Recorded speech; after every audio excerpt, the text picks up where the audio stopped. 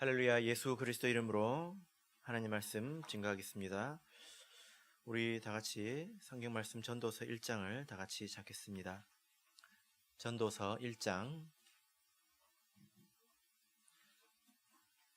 1절부터 11절까지 말씀을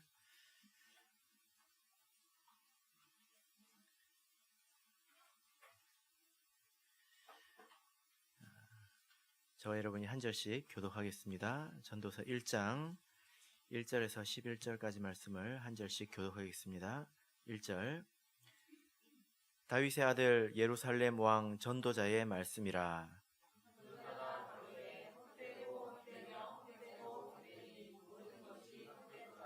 사람이 해 아래에서 수고하는 모든 수고가 자기에게 무엇이 유익한고,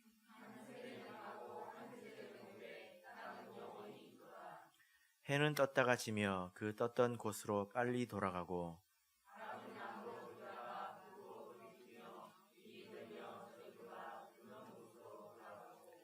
모든 강물은 다 바다로 흐르되 바다를 채우지 못하며 어느 곳으로 흐르든지 그리로 연하여 흐르느니라.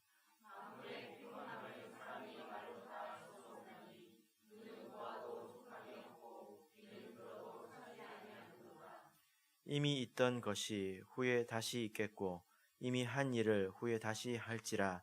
해 아래는 새 것이 없나니.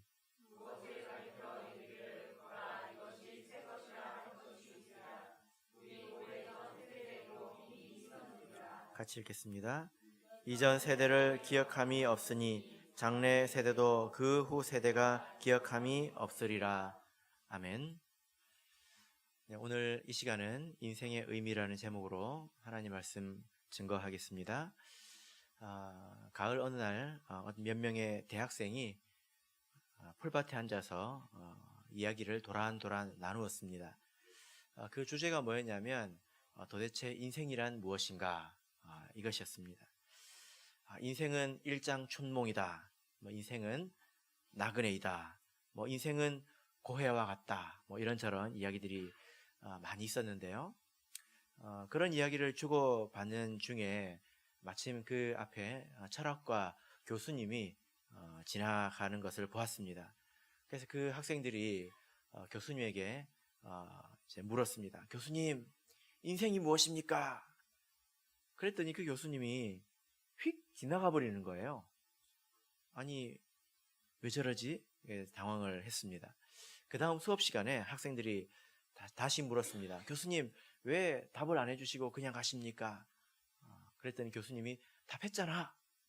아니, 교수님, 그냥 가셨잖아요. 그러니까 교수님께서 뭐라고 말씀하셨냐면, 그래, 못 모르고 왔다가 휙 하고 가는 게 인생이라고, 이렇게 답을 했다고 합니다. 여러분, 혹시 이 세상에 올 때 내가 이 세상에 올 것이라는 것을 알고 오신 분 계십니까? 전부 여기 계신 모든 분들이 다 못 모르고 오신 분들이죠? 그죠? 또 갈 때는 어떻게 가십니까? 휙 하고 가버리는 것이 인생이라는 것입니다. 우리 성도님들께서는 인생이 무엇이라고 생각하십니까? 이것은 한마디 말로 정의하기 쉽지 않은 것 같습니다. 어떤 사람은 인생을 적당히 공부하고 또 사랑하고 돈이나 좀 벌면 되는 걸로 생각하지만 사실 그렇지 않죠. 우리가 세상에서 태어나서 자기 인생의 의미를 찾고 또 아름답게 또 행복을 누리면서 사는 것이 생각처럼 그렇게 간단하지 않습니다. 간단한 문제가 아니라는 것입니다. 세상 사람들을 보면 왜 사나? 이런 이제 질문을 가지고 그 인생을 바라보면 태어났으니까 사는 것 같아요. 그런 것 같지 않습니까? 자기의 어떤 인생의 의미가 있다라기보다는 태어났으니까 살고 안 죽으니까 사는 것 같습니다. 혹시 여기에도 그렇게 사시는 분이 계십니까? 태어났으니까 살고 있지요. 안 죽으니까 살고 있지요. 그런 분이 계십니까? 또 남들에게 뒤지면 기분 나쁘니까 열심히 사는 것일 뿐입니다. 물론 인생에 소소한 재미들이 있지만 또 성취감을 느끼기도 하지만 그것이 그렇게 크지는 않은 것 같습니다. 그래서 어떤 분들은 요양원에 안 가시는 분들도 계시더라고요. 병문안으로도 안 가시는 분이 계시다는 것입니다. 인생의 그런 마지막을 생각할 때 슬픈 거죠.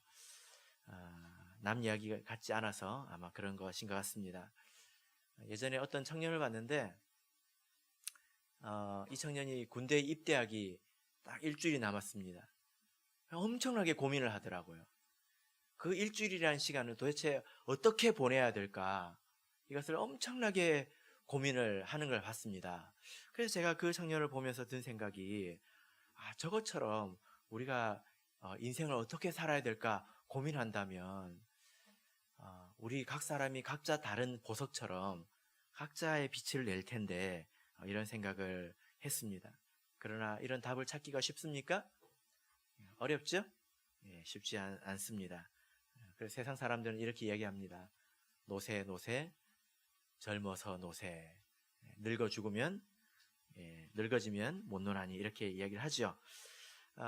그래서 요즘 이 세상에도요, 우리뿐만이 아니라 세상에도 자기 인생의 나름의 의미를 찾기 위해서 애쓰는 사람들이 많습니다. 각자 그런 생각들을 다 하고 살아가고 있습니다. 그리고 그것을 코치해주는, 그런 것을 지도해주는 사람들도 많이 있죠. 나름대로 이것이 인생의 해답이다, 이것이 해답이다 라고 나름대로 말하는 사람들이 세상에 굉장히 많습니다. 오히려 물질이 풍요해질수록 사람들의 그 삶이 오히려 더 팍팍해지는 것 같습니다. 그러다 보니까 자기 인생의 의미를 찾기 위해서 여기저기 책도 보고 여기저기 이제 강의도 듣고 이제 그런 사람들이 많은 것 같습니다. 제가 얼마 전에 구도자를 한 분 만났는데요. 이분이 정말 앞도 뒤도 없이 열심히 살았습니다. 그리고 어느 정도 먹고 살만해졌을 때 공허함이 찾아온 거예요. 그래서 어떻게 하면 인생을 제대로 살 수 있을까? 그래서 요즘에 텔레비전 보면 이래저래 강의하는 사람들 있잖아요. 그 강의를 인터넷에서 다 찾아 듣고, 그 사람들이 저기 부산에서 강의한다 그러면 부산까지 쫓아가서 강의 듣고 사인도 받고 막 여기저기 헤매고 다니는 거예요. 근데 그 중에 한 사람의 이야기인데요, 굉장히 유명한 강사입니다. 여러분도 혹시 아실런지 모르겠어요. 근데 다른 사람의 인생에 대해서 해답을 주고 도움을 주는 이 사람이 우울증에 걸렸습니다. 왜 그러냐면 자기도 좀 슬플 때도 있잖아요. 자기도 우울할 때가 있지 않습니까? 그런데 다른 사람 앞에서는 항상 자기가 행복한 척, 자기는 인생의 의미를 찾는 척 이렇게 해야 되니까 그게 스트레스가 돼가지고 우울증이 왔어요. 그래서 내가 다 접고 시골에 가서 농사를 지어야 되나 그러고 있는데 전화가 왔습니다. 선생님 강의 좀 해주시죠. 어딘데요? 저기 천주교 어디 모임인데 우리 천주교 신부님들 몇십 명 정도 있습니다. 와서 강의 좀 해주십시오. 근데 무조건 재밌게 해주셔야 됩니다. 그러는 거예요. 그래서 내가 지금 우울증에 걸려가지고 농사를 지으러 갈까 말까 하는데 나보고 와가지고 그 사람들을 가르쳐달라니 얼마나 황당합니까? 근데 이분이 가기로 했어요. 왜 가기로 했을까요? 거기 가서 좀 괜찮아 보이는 신부님을 만나서 자기도 상담을 좀 하려고 그렇게 갔습니다. 그래서 자기의 그 모습을 다 가리고 앞에서 재미나게 강의를 했죠. 그러면서 한 명을 콕 찍었습니다. 아주 인자하게 생긴, 머리도 약간 희끗희끗하면서 인생의 경륜도 있어 보이는 그런 신부님을 콕 찍었습니다. 그래서 강의를 마치고 막 인사를 나누면서 그분에게로 가는데 그분도 자기한테로 오더라는 거예요. 그래가지고 자기가 내가 뭐라고 말하지? 신부님 저 우울증인데 이렇게 말해야 되나? 하는데 그분이 와가지고 먼저 악수를 하면서 뭐라고 그러냐면 제가 신부를 그만둬야 될까요? 그러는 거예요. 그분이 와가지고 자기는 상담받으려고 했는데 그분이 와서 제가 신부를 그만둬야 될까요? 그러더라는 것입니다. 답을 찾기가 쉽지 않다라는 이야기죠. 그렇게 남 앞에서 이야기하는 사람들, 또 다른 사람을 가르치는 사람들, 심지어 종교인이라는 사람들도 자기 인생을 어떻게 살아야 될지 몰라서 이렇게 헤매고 있지 않습니까? 그래서 이 문제가 결코 간단한 문제는 아닌 것 같습니다. 오늘 우리가 이제 전도서를 읽었는데요. 이 전도서라는 책은 지혜의 왕 솔로몬의 그 저작이라는 것이 또 일반적인 생각이지요. 그때 전 세계 사람들이 솔로몬의 지혜를 듣기 위해서 많이 모였습니다. 왜 그럴까요? 돈이 있어도 해결할 수 없는 문제가 많이 있기 때문에 사람들이 지혜를 사기 위해서 솔로몬 앞에 왔다라는 것입니다. 그래서 우리가 이 말씀을 또 보고 또 배워야 될 필요가 있습니다. 자, 1절의 말씀을 다시 읽겠습니다. 1절 읽겠습니다. 시작. 다윗의 아들 예루살렘 왕 전도자의 말씀이라. 예. 지금 다윗의 아들 예루살렘 왕 전도자의 말씀이라 이렇게 말하고 있는데 분명히 이것은 솔로몬일 것입니다. 그런데 자기의 이름을 밝히지 않고 있죠. 왜 이렇게 밝히지 않고 다만 예루살렘의 왕이고 다윗의 아들이라고 말하고 있을까요? 다윗의 자손들 그리고 또 예루살렘의 왕은 그 후대도 계속 있을 것입니다. 아마도 이 뜻은 솔로몬이 아니라 예루살렘의 왕이라면 그리고 또 다윗의 자손이라면 이런 책무가 있다는 것입니다. 이런 인생에 대해서 다른 사람에게 인생의 진리를 깨우치고 가르쳐 줄 수 있는 그런 책무가 또 그런 능력이 있어야 된다라는 거죠. 왕이라면 그래야 된다는 것입니다. 그냥 높은 자리에 앉아가지고 큰 소리나 뻥뻥 치고 그런 것이 왕이 아니라 지혜를 가지고 인생에 대해서 말할 수 있어야 된다는 것입니다. 여러분, 이 시대의 다윗의 아들이 누구일까요? 또 이 시대의 예루살렘의 왕이 누구일까요? 바로 우리 거듭난 성도들이 예루살렘의 왕이죠. 이것은 알고 계시죠? 우리가 바로 하나님 나라의 왕이고 우리의 하나님은 왕들의 왕입니다. 그래서 우리는 왕이며 또 제사장이며 또 선지자가 되겠죠. 계시록 20장 6절을 보면 1000년 동안 그리스도로 더불어 왕노릇하리라 이렇게 말씀하고 있습니다. 왕노릇해야 된다는 거예요. 왕이니까. 우리가 왕이라면 이런 지혜를 가지고 사람들을 깨우칠 수 있어야 됩니다. 인생이 무엇인지. 그래서 우리 성도님들께서 인생이 무엇인지 몰라가지고 텔레비전을 켜가지고 그런 사람들 강의 들으면서 감동받고 그래 인생이 저래. 이건 좀 부끄러운 것입니다. 누가 우리한테 와서 배워야 될까요? 그 사람들이 우리에게 와서 배워야 합니다. 왜냐? 우리는 예루살렘의 왕이기 때문이죠. 그죠? 그래서 만약 이것이 내가 솔로몬이 적었다 이러면 솔로몬만 할 수 있는 말이지만 이것은 예루살렘의 왕이며 또 다윗의 아들이 적은 말이라는 거예요. 그런 지혜와 식견과 인생에 대한 통찰이 우리들에게 다 같이 있어야 된다라는 것입니다. 자, 이제 2절, 3절을 읽겠습니다. 2절, 3절 읽겠습니다. 시작. 전도자가 가로되 헛되고 헛되며 헛되고 헛되니 모든 것이 헛되도다. 사람이 해 아래서 수고하는 모든 수고가 자기에게 무엇이 유익한고.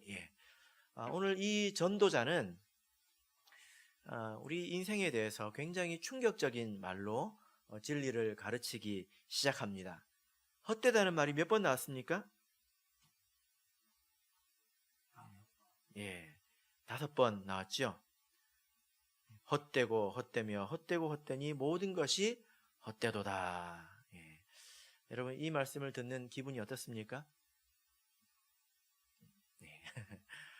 세상에 답이 없어서 아마 교회 오신 분들은 이 말씀을 들으면 당황스러울 겁니다. 세상에 답이 없어서 답을 좀 찾아보려고 교회 왔더니 이런 말이나 하고 말이죠. 그런데 우리가 이 말씀을 읽을 때 주의해서 읽어야 합니다. 이 헛되다라는 말은 히브리어로 헤벨이라는 말인데요. 이것은 비어있다라는 그런 뜻입니다. 그러니까 이 말을 우리가 잘못 이해해서는 안 되는데 어떻게 살아봐야 헛수고다 그런 뜻이 아닙니다. 그리고 어떻게 살아도 감정적으로 인생은 허무하다, 그런 뜻은 아닙니다.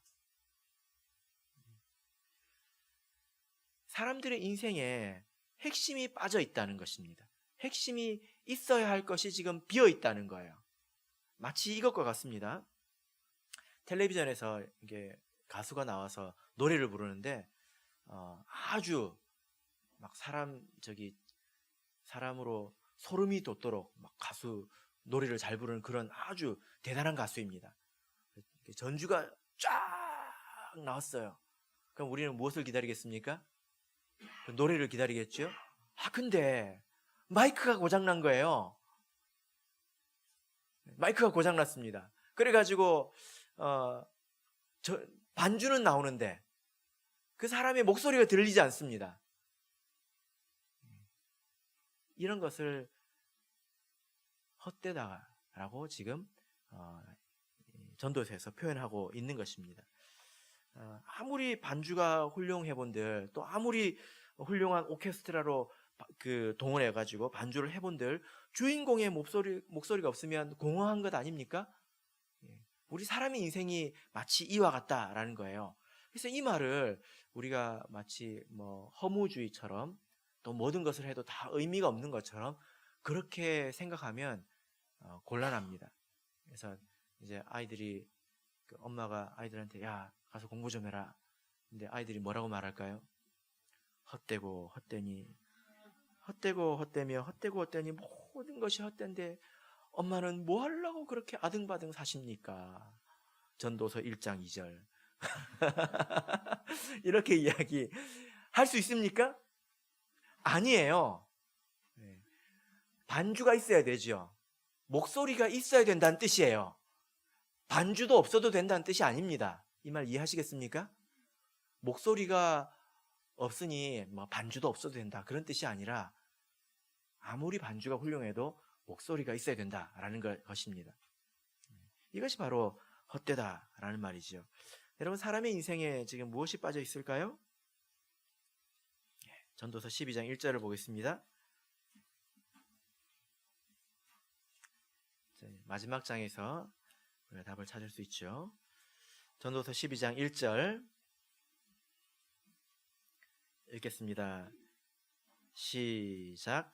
너는 청년의 때 곧 곤고한 날이 이르기 전, 나는 아무 낙이 없다고 할 해가 가깝기 전에 너의 창조자를 기억하라. 사람들의 인생에 빠져 있는 것이 무엇입니까? 바로 하나님이죠. 이 세상 사람들이 허무해하고 또 공허해하고 어려워하는 것은 열심히 살지 않아서 그런 것이 아닙니다. 이 세상에 열심히 살지 않는 사람이 어디 있습니까? 얼마나 열심히 삽니까? 투잡도 하고 쓰리잡도 하고 밤잠을 설쳐가면서까지 일을 하지 않습니까? 근데 그들의 인생이 왜 그렇게 공허하느냐, 왜 행복하지 않느냐, 열심히 살지 않아서 그런 게 아니에요. 그래서 열심히 산다고 해서 행복해지는 것도 아닙니다. 지금보다 더 열심히 산다고 해서 행복해지는 게 아니라는 거예요. 사람들이 오해를 합니다. 뭔가 더 있으면 행복하겠지, 돈이 좀 더 있으면 행복할 거야, 이렇게 생각하죠. 하나님 믿는 사람도 이렇게 생각하면 엉덩이를 한 대 맞아야 합니다. 하나님 믿는 사람이 이런 생각을 하면 부끄러운 것입니다. 좋은 남편이 있으면 행복할 거야, 좋은 아내가 있으면 행복할 거야, 뭐가 있으면 행복할 거야, 이것은 노래가 없는 그런 반주에 볼륨을 키는 것에 불과합니다. 한번 생각해 보십시오. 가수가 마이크가 고장나가지고 목소리가 안 들리는데 반주를 계속 켜면 소리가 더 커지겠죠? 그러면 우리의 이 허무함이, 공허함이 해소될까요? 정말로 그렇다고 믿으십니까? 그렇다고 생각되십니까? 아닙니다. 오히려 그 목소리가 더 그리워질 것입니다. 이것을 생각할 줄 알아야 된다는 거예요. 하나님이 없으니까 사람들이, 하나님 우리의 근원이 되시기 때문에 우리가 왜 살아야 되는지, 또 어떻게 살아야 되는지, 우리가 또 왜 이곳에 왔는지 알지 못한다라는 것입니다. 그러므로 헛되다라는 말은 싹 갖다 버려라, 이런 뜻이 아니라 핵심을 채우라는 이야기입니다. 다시 본문으로 돌아가서 우리 4절에서 7절까지 읽겠습니다. 4절에서 7절 읽겠습니다. 시작. 한 세대는 가고 한 세대는 오되 땅은 영원히 있도다. 해는 떴다가 지며 그 떴던 곳으로 빨리 돌아가고 바람은 남으로 불다가 북으로 돌이키며 이리 돌며 저리 돌아 불던 곳으로 돌아가고 모든 강물은 다 바다로 흐르되 바다를 채우지 못하며 어느 곳으로 흐르든지 그리로 연하여 흐르느니라. 우리가 지금 이 세상 속에서 살고 있지만 때로는 저기 63빌딩에 올라가서 이 사람 사는 곳을 이렇게 바라보는 것처럼 세상을 초월해서 저기 올라가서 우리가 사는 이곳을 한번 바라볼 필요가 있습니다. 시간적으로, 공간적으로 넓게 한번 바라볼 필요가 있습니다. 사람은 우리가 마치 이 세상을 소유한 것처럼 생각할 수 있지만 이것은 착각입니다. 왜 그럴까요? 이것은 착각이라는 거예요. 우리 동시대 사람들끼리 지금 얽히고 설켜가지고 아등바등 서로 이것은 내 것이다, 서로 저것도 내 것이다, 이렇게 땅 따먹게 하면서 지금 살아가고 있지 않습니까? 그래서 거기다가 울타리도 세우고 깃발도 꽂고, 그래서 그것을 차지한 사람은 와 이렇게 이야기를 하고, 또 그걸 차지하지 못한 사람은 슬퍼가지고 울고 그러지 않습니까? 그래서 이 세상은 가진 자와 가지지 못한 자, 가지려고 하는 자, 또 빼앗기지 않으려고 하는 자들이 서로 얽혀가지고 이 세상이 굉장히 시끄럽습니다. 이 세상이 시끄럽다는 말을 이해하시겠습니까? 그런데요, 한 세대가 죽고 지나가면 또 다른 세대가 와서 그 짓을 반복합니다.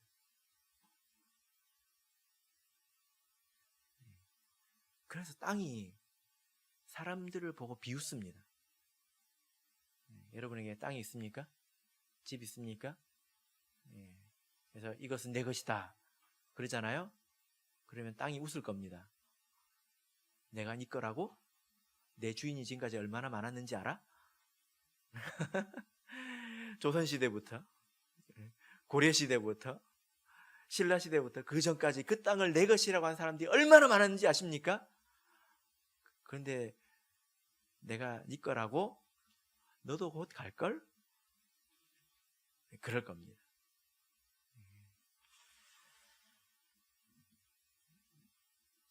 그래서 4절부터 7절의 이 말씀의 의미가 그것입니다. 자연이나 산천이나 언제나 그 자리에 그대로 있을 뿐이지 사람들이 이것을 소유했다고 생각하는 것은 착각이고 그 안에서 그저 살다가 죽고 순환하는 것에 불과하다라는 것입니다.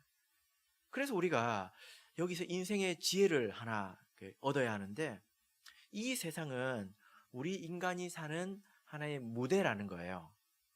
우리는 그 안에서 연기하는 배우입니다. 여러분 드라마 좀 보시죠. 또 그 극장에 가서 뭐 영화도 보실 거고, 혹시 뭐 예술의 전당 이런 데 가서 연극을 보신 적이 있으신지 모르겠습니다. 그곳에 가면 그 무대가 굉장히 훌륭하지 않습니까? 그 배경이 굉장히 훌륭하지 않습니까? 그런데 사람들이 그곳에 무엇을 보러 갑니까? 무대를 보러 갑니까? 아니면 그 속에 사람들의 연기를 보러 갑니까? 연기를 보러 가죠. 그 사람들의 감동적인 노래와 그 연기를 보러 가는 것이지 그 무대를 관찰하려고 하는 것이 아닙니다. 우리가 마치 그와 같다는 거예요. 무대의 불은 낮에 연극이 시작될 때는 켜지고 끝나면 꺼지고, 무대는 항상 켜졌다 꺼졌다 켜졌다 꺼졌다 이걸 반복하죠. 근데 그 안에서 살아간 그 연기하는 사람들은 계속 바뀌어갑니다. 다른 사람들이 와서 똑같은 무대에서 연기를 하잖아요. 그죠? 무대는 항상 그대로 있는 것입니다. 그러나 그 안에 있는 사람들의 연기가 아름다워야 된다라는 거예요. 내 인생도 하나의 연기이고 하나님께서 이 인생이라는 그 연극을 바라보시고 또 이 자연들도 내가 사는 것을 봅니다. 다른 사람들도 내가 사는 것을 보겠지요. 그런데 사람이 얼마나 어리석은지 이 말 잘 들으세요. 연기를 하는 게 아니라 태어날 때부터 죽을 때까지 무대 수리만 하다가 죽는 사람이 얼마나 많은지 아십니까? 이 말 이해하시겠습니까? 아름답게 살아가야 되는데 사는 게 뭔지도 모르고 무대 탓만 하고 있는 거예요. 무대 탓만 하는데 무대가 이 모양 이 꼬라지라서 나는 이래밖에 못 산다. 그러면 정말 안타깝습니다. 내 무대에 이런 것 정도는 있어야지 무대 구비하느라고 그냥 인생 다 허비합니다. 그래서 그 사람이 인생을 이야기할 때쯤 되면 말할 게 없어요. 할 말이 없다고요. 그래서 제가 한 번씩 여러분들에게 이야기하지 않습니까? 여러분들도 언젠가는 돌아가실 텐데 누군가 와서 장례 예배를 인도할 텐데 말할 것이 있는 인생을 살아야 됩니다. 근데 무대 마련하느라 인생 다 보내고 나면 할 말이 하나도 없어요. 그죠? 여러분 장례식장 가가지고 어떤 목사님이 이분은 살아생전에 돈을 참 많이 모으셨다 이런 이야기 하는 거 들어보신 적 있습니까? 네? 집이 10채나 된다 이런 이야기 하는 거 들어보셨습니까? 한 번이라도 들어보셨습니까? 그건요 아무도 기억 안 해줍니다. 아무도 생각 안 해줍니다. 그런데 정작 본인이 살 때는 나에게 주어진 그 무대 안에서 인생을 아름답게 살고 또 연기하는 것이 아니라 무대 꾸미다가 그냥 볼일 다 보는 거예요. 여러분 이게 우리 인생의 가치라는 겁니다. 잘 생각하십시오. 아름답고 비싼 무대를 가지는 것이 훌륭한 인생이 아닙니다. 아무리 예술의 전당 같은 데서 무대가 있다 하더라도 뭐 연기를 배워보지 못한 사람이 그 위에 올라가면 그 땀만 뻘뻘 흘리다가 긴장해가지고 사람들이 뭐야 그러다가 내려오지 않겠습니까? 무대가 중요합니까? 아닙니다. 아무리 허름한 무대라 할지라도 훌륭한 연기자는 거기서 감동적인 연극을 해내지 않습니까?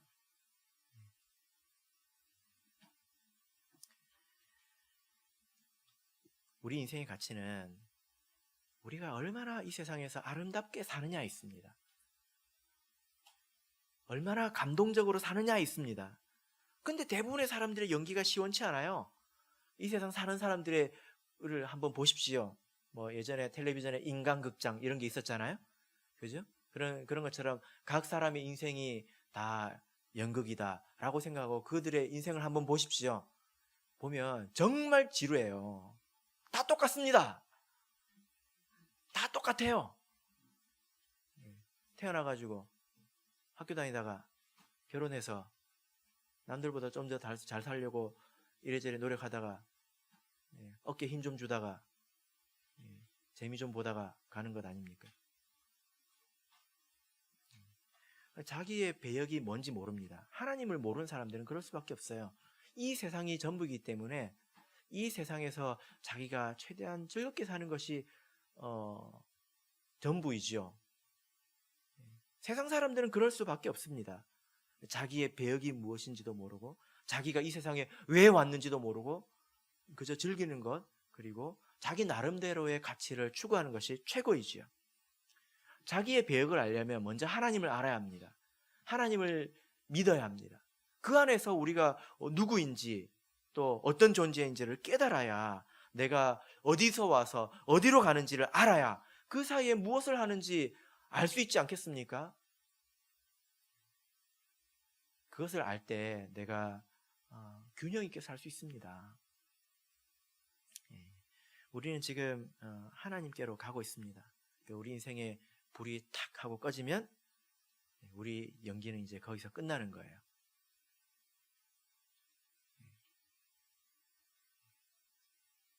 그러면 지금 내 것이라고 생각했던 그 무대에 다른 사람이 와서 이제 연기를 또 할 겁니다. 나는 내려와야 합니다. 영원히 내 것이 아닙니다. 여러분들은 지금 어떤 연기를 펼치고 있습니까? 하나님 보시기에 어떤 인생을 살고 있습니까? 혹시 세상 사람과 같은 그런 인생을 살고 계시지는 않습니까? 이 세상에서 가장 위대하고 가장 아름다운 연기가 무엇일까요? 여러분들도 그런 생각이 있을 겁니다. 어떤 사람의 인생을 보면 아름답다, 이런 사람들이 있을 거예요. 생각해 보십시오. 그들의 배경이 화려하지 않습니다. 그들의 삶이 아름답지요. 그죠? 여러분들도 한번 생각해 보시기 바랍니다. 가장 아름다운 삶은 죽었을 때에 다른 사람이 저 사람은 하나님을 정말로 사랑했다 라고 인정받는 것입니다. 그리고 다른 사람들을, 성도들을 정말 사랑으로 섬겼다, 이것이 가장 아름다운 것입니다. 우리 성도님들께서 이런 삶을 사셔서 장례식 때 말할 것이 있도록 해주시길 바랍니다. 가장 감동적인 연기를 펼친 사람이 누구일까요? 바로 우리 예수님이겠죠? 예수님은 하나님 안에서 자기의 역할이 무엇인지 잘 알았습니다. 자, 본문으로 돌아와서 8절에서 11절까지를 읽겠습니다. 8절에서 11절 읽겠습니다. 시작. 만물의 피곤함을 사람이 말로 다 할 수 없나니 눈은 보아도 족함이 없고 귀는 들어도 차지 아니하는도다. 이미 있던 것이 후에 다시 있겠고 이미 한 일을 후에 다시 할지라. 해 아래는 새 것이 없나니 무엇을 가리켜 이르기를 보라 이것이 새 것이라 할 것이 있으랴. 우리 오래전의 세대도 이미 있었느니라. 이전 세대를 기억함이 없으니 장래 세대에도 그 후 세대가 기억함이 없으리라. 이 세상 만물들이 사람의 연기를 보는데 지루해서 죽으려고 합니다. 사람들이 하는 것이 너무 진부하다는 것입니다. 무대를 여기서 저기로 옮겼다가 그냥 이 재물이 이 사람에게서 저 사람으로 옮겼다가 움직일 뿐이지, 그 안에서 사는 사람들의 인생은 한결같이 똑같고 자연도 그대로 있다는 것입니다. 이 세대가, 이 세상이 수천 년간 지속되어 있지만 아주 지루하게 반복되고 있다라는 것입니다. 그래서 세상 사람들은 뻔하지요. 자기 욕심을 채우는 이야기들밖에 없다라는 것입니다. 그러므로 우리가 이 세상에서 아름답게 사는 게 뭐지? 이 생각을 좀 하면서 살아야 합니다. 여러분, 전부 다 가족을 위해 삽니다. 그게 전부가 아니에요. 무슨 소리죠? 네. 모든 사람은 다 자기 가족을 위해 삽니다. 그게 전부가 아니라는 거예요. 필요합니다. 그게 헛되다는 게 절대 아니에요. 그게 허무하다는 건 절대로 아닙니다. 필요합니다. 자기 가족도 돌보지 않는 사람은 불신자보다 더 악한 사람이지요. 그죠? 그러나 그게 전부는 아니라는 거예요. 인생을 더 아름답게 살려면 어떻게 살아야 될까? 여러분들도 내 인생에서 아름다운 음악이 흐르도록 한번 해보십시오. 배경탄만 하지 마시고 내가 이러니까 못한다, 이러니까 못한다, 배경탄만 하지 마십시오. 이것을 받아들여야 합니다. 받아들여야 합니다. 제가 전주에 있었을 때 어떤 한 자매님이 계셨는데요. 여러분이라도 아마 그렇게 사셨을는지 모릅니다. 이분이 50대 초중반에 암으로 이렇게 소천하셨는데요. 이분이 이제 암 확진을 받고 그것을 마음으로 받아들였습니다. 그리고 내가 살아가는 이제 시한부 생명이 얼마간 있는데 이 기간 동안에 내가 10가지를 해야 되겠다고 10가지를 정했습니다. 10가지를 적었습니다. 그래가지고 그 이제 돌아가시기 전까지 그 10가지를 결국 다 하셨습니다. 근데 이것이 전부 자기를 위한 것이 아니라 다 남을 위한 거였어요. 그런데 이분이 그전에는 막 인생을 막 바쁘게 살았습니다. 하나님을 믿지만 바쁘게 살았습니다. 먹고 사는 것만 급한 게 뭐가 있습니까? 그런 생각으로 인생을 살았어요.